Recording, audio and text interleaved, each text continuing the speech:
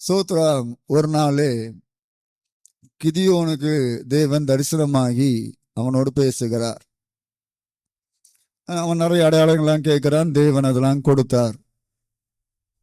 எல்லாம் சொல்லிட்டு ஆண்டவர் சொன்னாரு, இன்னைக்கு நீ ஒரு பலி செலுத்தணும்.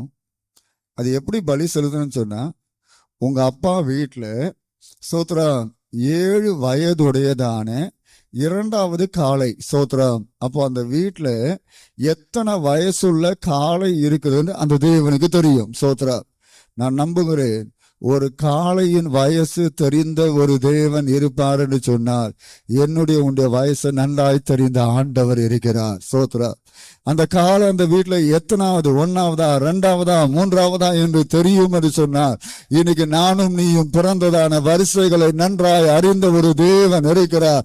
அவர் உனக்கு ஏற்ற காரியத்தை செய்ய இன்றைக்கும் வல்லவராய் இருக்கிறார்.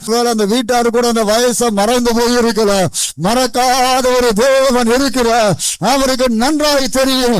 அவர் கரெக்டா சொல்லி அவனை நடத்துகிறார். இதை கொண்டு போய் பலி செலுத்த சொல்லுகிறார். சோத்ரம். தேவன் அறிந்திருக்கிறார். ஹல்லேலூயா. இன்னைக்கு கர்த்தர் ஆவியானவர் உனக்கு சொல்ல விரும்பிய காரியம், உன்னுடைய காரியத்தை அறிந்திருக்கிற ஒரு தேவன் இருக்கிறார். உன்னுடைய வாழ்க்கையின் காரியத்தை அறிந்திருக்கிற ஒரு தேவன் இருக்கிறார். அவருக்கு நன்றாய் தெரியும்.